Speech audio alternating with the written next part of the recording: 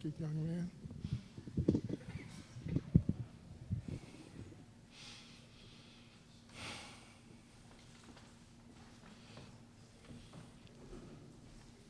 Good evening. When my sister Betsy and I were kids, our family lived in a charming old farmhouse for a while.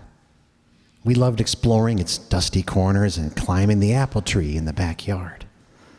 But our favorite thing was the ghost. We called her Mother because she seemed so kind and nurturing. Some mornings, Betsy and I would wake up, and on each of our nightstands, we find a cup that hadn't been there the night before. Mother had left them there, worried that we'd get thirsty during the night. She just wanted to take care of us. Among the home's original furnishings was an antique wooden chair that we kept against the back wall of the living room. Whenever we were preoccupied watching TV or playing a game, Mother would inch that chair forward across the room towards us. Sometimes she managed to move it all the way from the center to the center of the room. We always felt sad putting it back against the wall.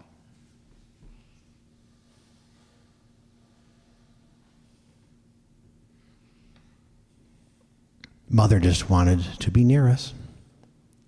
Years later, long after we moved out, I found an old newspaper article about the farmhouse's original occupant, a widow. She murdered her 2 children by giving them each a cup of poisoned milk before bed. Then she hung herself. The article included a photo of the farmhouse's living room with the woman's body hanging from a beam. Beneath her, knocked over, was that old wooden chair placed exactly in the center of the room.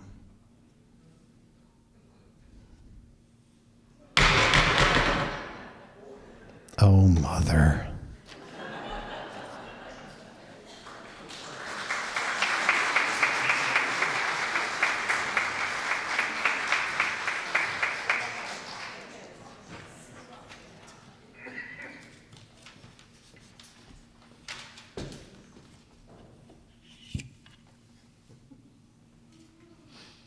Good evening, everyone. The Riverside Township radio players welcome you to our special Halloween presentation. You just heard the strange story of the chair where things may have been different than they first appeared. The chair comes from the book Scary Stories to Tell in the Dark, compiled by Seth Nelson. Just as in the chair, we tend to see things in ways that seem most familiar to us. But the things we see with our eyes may deceive us.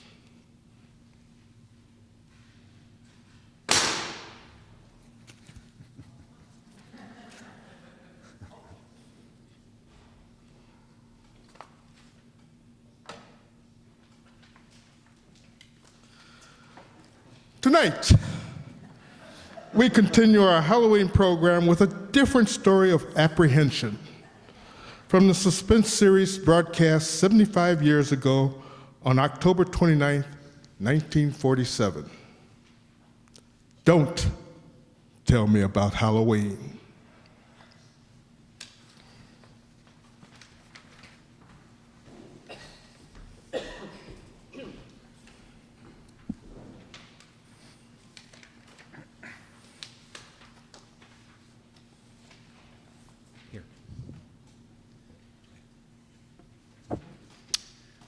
Brought to you by a time-honored watch, the Longines Wintnauer.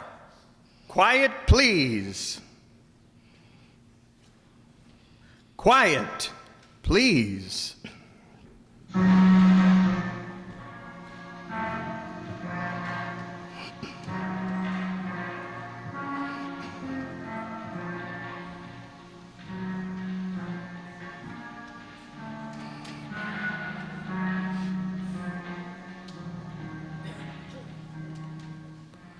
The Mutual Broadcasting System presents Quiet Please, which is written and directed by Willis Cooper and features Ernest Chappell. Quiet Please, for tonight is called Don't Tell Me About Halloween.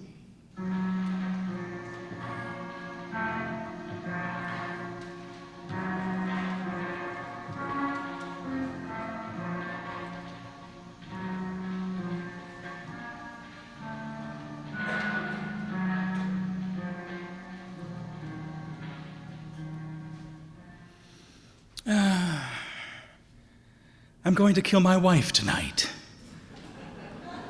Or maybe tomorrow night. I mean, I'm going to kill one of my wives. I better, or something's going to happen to me that won't be good. Well, Halloween's almost here. Halloween's the deadline, and Candace has to be dead before Halloween. The only trouble is, I'm not sure I'll recognize her when she shows up. You ever been to Salem, Massachusetts? A place where they hanged all the witches. No, they didn't burn them at the stake. A lot of people think so, but they didn't. They hanged them. All except the man-witch, old Giles Corey. They pressed him to death. Very unpleasant. Well, it was in Salem this particular Halloween that I met Candace. It was dark up there on the hill where the gallows used to stand. Dark and cold, with a damp wind coming in off the sea. The few little lights you could see in the dusk only made it darker and lonelier and creepier up there. Now, I remember how I shivered as I started down the hill to town. Now, I remember how I jumped when something that looked like a black cat jumped out of the shadows at my feet, and without yelling, I yelled, "Who's that?" Oh, my heart almost stopped beating because Hello, well, good evening. I'd been all alone up there, and then all of a sudden there was a woman standing beside me. You're the first human being that's spoken to me tonight. Who are you? I'm Candace. I don't know any Candace. You didn't, but you do now. You nearly scared me to death. Oh, I wouldn't do that to you. What's your name? Craig. Really? That's a very nice name. You like me, Craig? What? Well, I don't even know what you look like. I like you very much. Well, but I... Kiss me, Craig. Now... Kiss me, I said. You know, you're going to be a very nice husband for me, Craig. What do you mean? I'm not going to be... Oh, yes, you are. When I say something's going to happen, it happens, Craig. But I'm not going to... Wouldn't you like to be rich, Craig? And have a beautiful wife? I'm beautiful. You'll see. Wouldn't you like to be rich and wise and happy and live forever? Wouldn't you, Craig? Who the devil are you? Why, that's a very apt way of putting it, Craig. Who are you? I'm Candace. That doesn't mean anything to me. I'm the witch they didn't hang, Craig. Well, she was right. I am rich. Whenever I need money, which hasn't been for a long time now, I ask Candace when she comes to see me at Halloween time. I am reasonably wise, I suppose. I'm quite an authority on American history. Quite well considered at the university here. And while I can't say I've lived forever, I have lived 253 years. Yeah, that's right.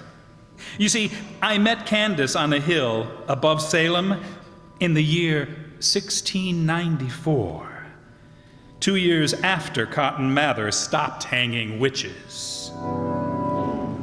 Yes, Candace has kept her promise. I remember the way she put it, standing up there in the early morning, watching the mist crawling along around the ground below us. You'll not see me now till another Halloween. And I can't tell you what form I'll be in when I come to see you again. But if you see a strange bird or a lost dog, or any strange being at your door come Halloween, you say, "Who's that?" And if it so happens the stranger will answer, "Why then, I'll be home with you till the cock crows for morning." And I remember I started to speak, to ask questions, but she stopped me. For the time's short now, my love, and remember, the words that we've all the future before us. As long as I live, you shall live. And below us, somewhere, a rooster crowed. And I was standing alone on the hill, and a yellow butterfly was rising in circles above my head. I watched it disappear into the first rays of light. No, I didn't believe it either. And yet we were only 2 years away from the witchcraft trials, and whatever may be said today, the belief in witches didn't die as quick as a death as modern historians would have you believe. I was there. I know. And besides, I had married a witch. Halloween, 1695. A stray dog lay at my doorstep, shivering in the rain. I don't like dogs. I was about to boot the animal into the street when I caught a look in his eyes. I yelled, "Who's that?" Well, it's about time. I've been lying there on that doorstep freezing and nearly drowned without a stitch on. And you stand there and look at me like some great fool? Get me something you can put around me and stir up the fire before I catch my death of cold. And I do believe you were going to kick me, too. Whatever did I see in you? Oh, Candace, dear, how was I to know? Give me that quilt. Ow! Oh, she was all contriteness and apologies in a moment, but I can feel that slap alongside my chops from 2.5 centuries ago. And our first anniversary was a very pleasant one. I was rather glad I'd married a witch. It had its drawbacks, though. I mean, despite wealth and growing wisdom, people around me in Salem grew old, and I seemed to stay the same age. I moved away, and years went on. I moved away from Salem. I moved away from Philadelphia. Then I moved away from Baltimore and Richmond, Savannah, and a score of other places. I spoke to George Washington, and I watched Robert Fulton's steamboat chug up the Hudson when I was more than 100 years old and looked 35. And every Halloween, I'd welcome Candace home for a night. One year in a farmhouse on an Illinois prairie, a red fox whined at my door. And it was Candace. One year, a blue jay flew down a tree in Missouri. And another year, she came as a skittering little gray field mouse. And the year I came back to Wisconsin after the Civil War, a porcupine gnawed its way into my cabin on Halloween night. One of its quills spiked me before I thought to say, "Who's that?" And when Candace smiled at me, there was only a strand of yellow hair through the thick of my thumb. I remember she pulled it out, and it hurt. Years and years and years. Oh, she's been a wonderful wife. But I never forget what she is. Once a year is getting to be enough. It was just 67 years ago tonight, before Halloween, you see. That was the first time she appeared before Halloween, 1880. Rutherford B. Hayes was still president then. Oh, it seems like yesterday. I heard something bumping against the front door, and before I thought, I yelled, "Who's that?"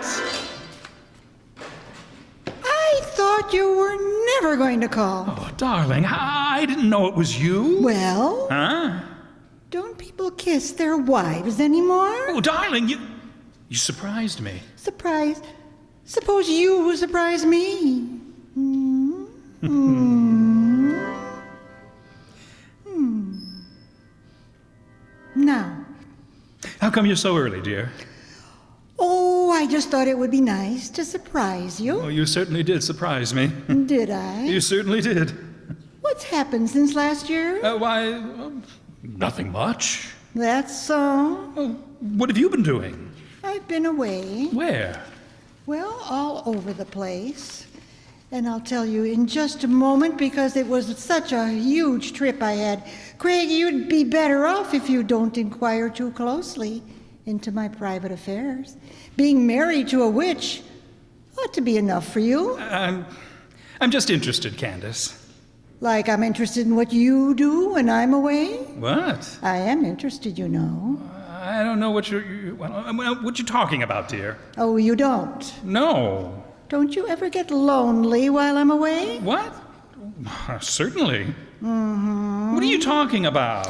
You know what I'm talking about, Craig. I don't either. You're forgetting that I'm a witch, dear. What? You can't keep anything from me, Craig. Don't you know that? Why, Oh, I won't punish you, Craig. But you mustn't run around with red-haired girls. Why, I don't know what you're... Oh, yes, you do know. So I just decided to take that temptation away from you. Candace, what did you... Look over there at the window, darling. And I looked. And peering in the window out of the darkness was a frightened, tiny red squirrel, its teeth chattering with terror and cold. Oh, but she's still got her red hair, dear. Candace, did you do that to her? Of course, dear. No, don't try to rescue her, Craig. I've got other plans for your little girlfriend. What are you going to... Listen.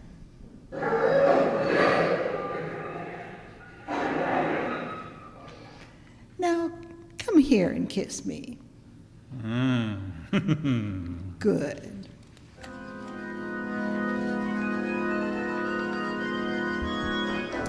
Yes, in some ways it's fine. In some ways. You know, in the last 50, 60 years, I've gotten so I'm afraid to say, who's that, anytime. Oh! Wait a second. Did you hear something? No, I guess she's not here. I wouldn't want her to surprise me again. I want to surprise her. It's 67 years ago that she sent the wolves on that poor little red squirrel that was once Marjorie. I've forgotten her last name. But I haven't forgotten what she did to me. They arrested me for murder. Candace let me stay in jail a whole year. I waited till the next Halloween, 1881, till a little screech owl came and perched on the window ledge of my cell. Even then, it took me a half an hour to remember to say, who's that? Oh, sure, she was very sorry, she said. Very sorry. But I had to be punished for being unfaithful to her. Unfaithful. I never even kissed Marjorie. That witch. Believe me, I was pretty careful after I got out of there and moved to Oklahoma. If I had any female acquaintances, I'd stop seeing them along in early September. But darn it, how would you like it if you only saw your wife once a year, and you knew that she could turn you into a caterpillar or a hippopotamus or something whenever she got miffed at you? You'd look around too, just like I did. Oh, she nearly caught me again in Washington, D.C. That was in 1910. I'd been a good boy for nearly 50 years. Well, pretty good. Well, at least careful. I was standing outside the door of the Willard Hotel that Halloween night, and a big moth dropped out of the darkness and lit on my shoulder. Candace likes to be a moth, I think. She appeared that way 15, 20 times. Well, I knew at once what it was. My conscience was reasonably clear, so I just said, "Who's that?" Hello, darling. Welcome back, Candace, dear. Been a good boy? Perfect, darling. Love Candace? Mad about Candace. You'd better be. Now, Candace... You living here now? In the hotel? Oh, I hope you like it. I've never been in Washington before. Well, we'll go sightseeing tomorrow. Oh, I saw quite a lot of it flying in. Yes? Who's that woman? What woman? Why, Craig, darling, where on earth have you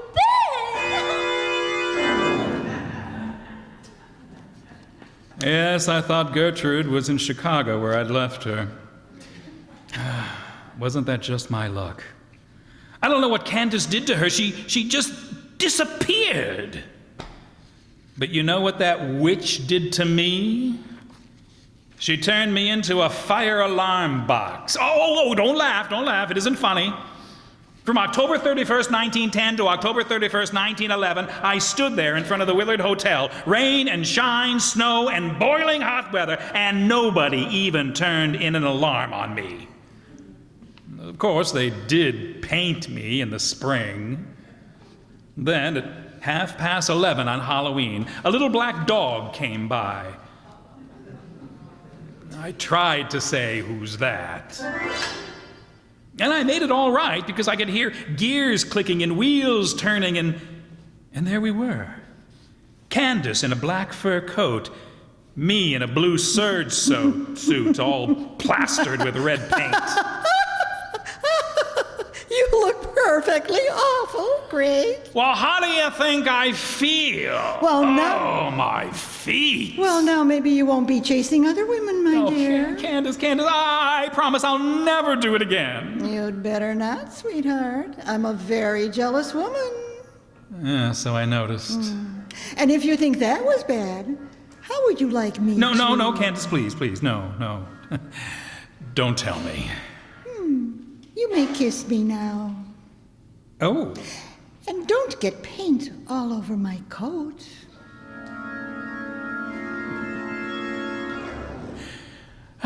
Candace can be very sweet when she wants to be. But the last 30 years, she doesn't seem to want to be very much. She spends most of the time she's here asking me questions about what I've been doing, where I've been, the people I've seen. Well, friend, I'm getting awfully tired of it. 253 years is a long time. A long time with a jealous wife. So I'm going to get rid of her. This time I'm done.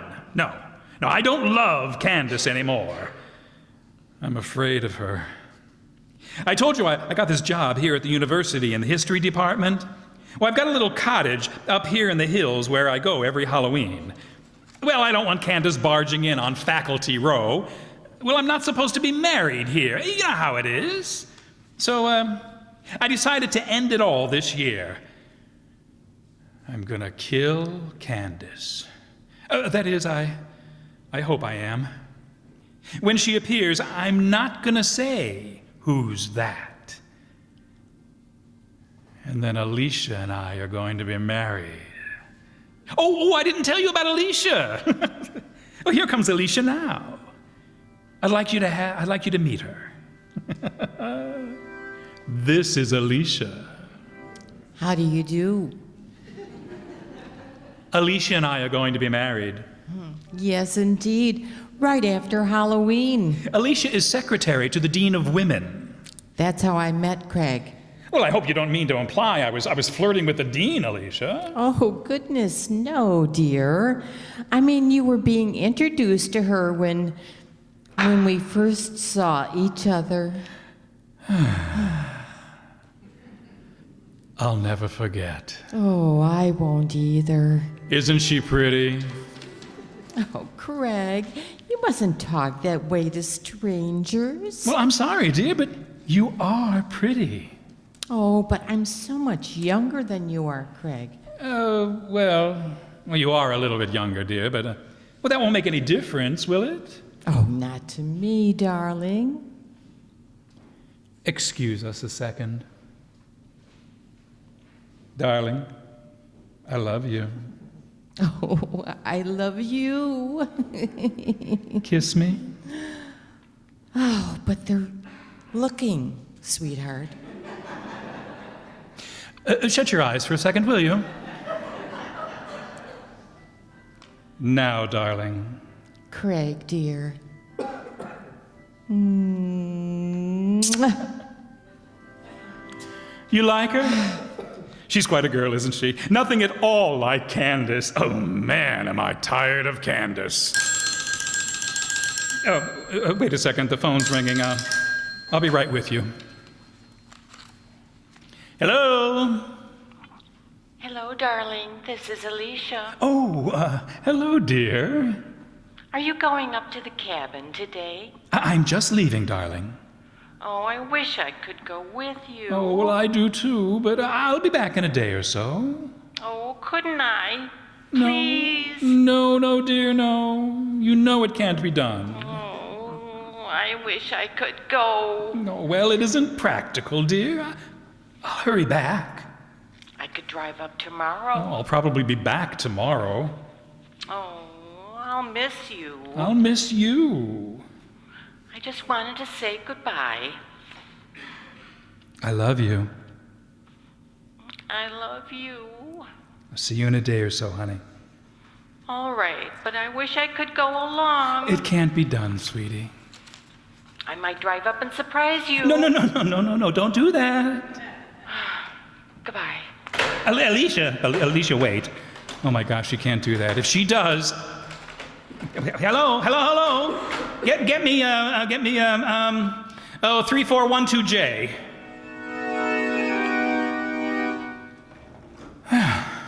So here I am. I wish I could have gotten Alicia back on that phone. Oh, if she comes up here, she'll... Oh, well. Oh, she won't. She's got better sense. Let me see what time it is. Well, let's see. Revolver, silver bullet, the old Revolutionary War bayonet I had at Valley Forge, Bowie knife Dave Crockett gave me. Yeah, I'm pretty well fixed. Come on, Candace, honey. Come on. Yes, come on in. Oh, this time you can come ahead of time, baby, and Papa'll be waiting for you. and then, Alicia.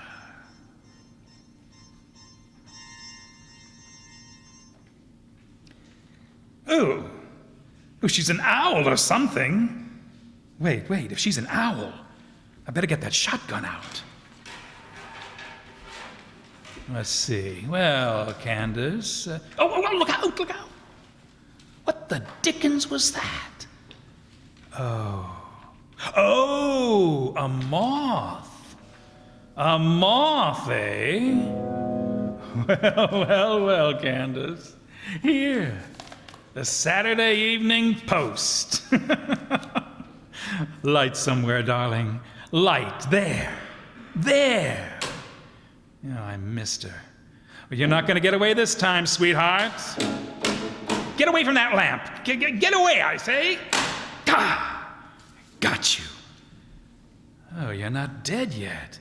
Well, I'll just... Never mind, Craig. What? Never mind. I'm going to die, all right. What? It's Who's too that? late, Craig. You've killed me. But haven't you forgotten something, darling? What? What did I forget? You forgot what I told you back there on the hill at Salem, sweetheart. You'll live just as long as I live. And when I die, you'll die. Oh my! Oh, Candace, let me help you. It's too late, darling. Much too late.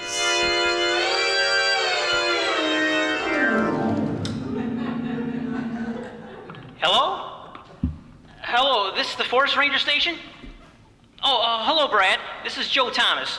Listen, Brad, you better call the county cops or somebody. Well, I don't know. Well, it's the little cabin halfway up Latigo Canyon. You know, the one with the red shutters. Yeah, well, I was on my way up to the station, see? I meet this girl. please be quiet, will you, lady? This girl and her car's busted down, and, well, I picked her up, and she wants to come up here. What's your name, lady?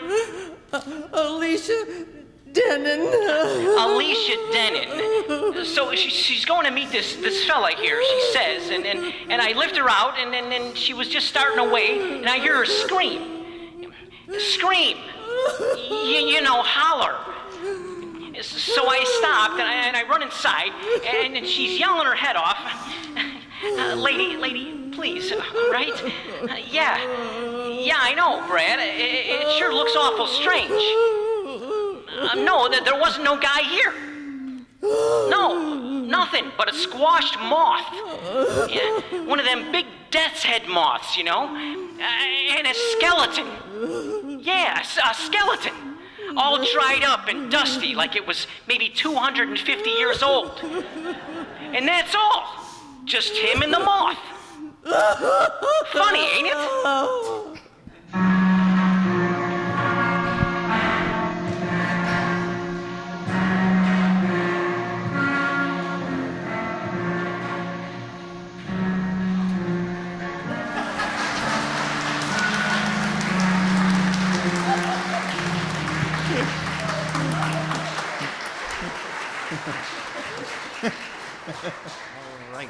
You have listened to Quiet Please, which is written and directed by Willis Cooper. The man who talked to you was Ernest Chappell. And Sharita Bauer played Candace. Alicia was Peggy Stanley, and the Forest Ranger was Jim Bowles. The music for Quiet Please is composed and played by Gene Perazzo, except, of course, for our theme, which, in answer to many queries, is based on the second movement of the Symphony in D minor by César Franck. Now, for a word about next week's Quiet Please, here is our writer-director, Willis Cooper. Take Me Out to the Graveyard. That's the title I've got for next week's story. Come along for the ride, won't you?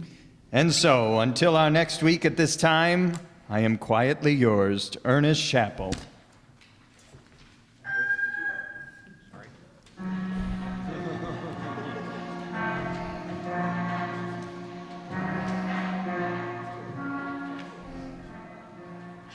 Quiet Please comes to you from New York. This is the Mutual Broadcasting System.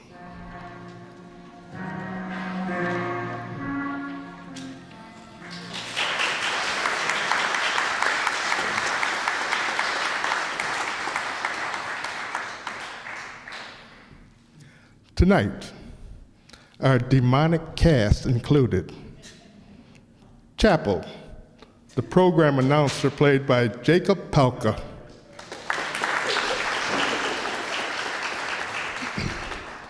Craig, the storytelling murderer played by Mark Fazio.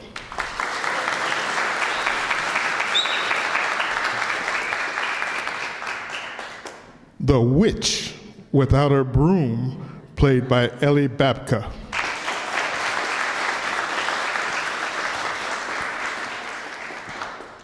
Gertrude, Craig's unfortunate sweet friend played by Donna Amesmeyer.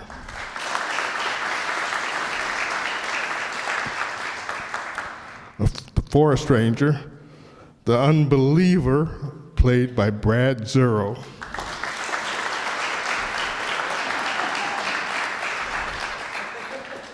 The suspense program director was John Byan.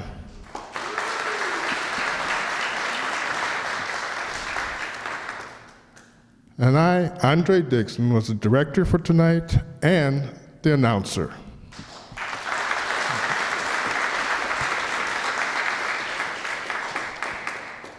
Before we begin our next presentation, there will be a short restroom. Alicia, that was me.